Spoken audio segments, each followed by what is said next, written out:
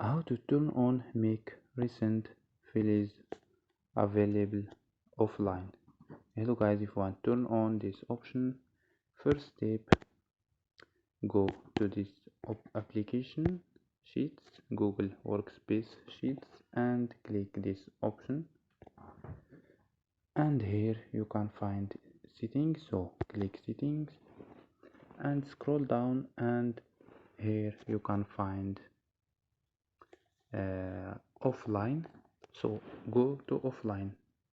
So here you can find the make recent files available offline. So turn on option.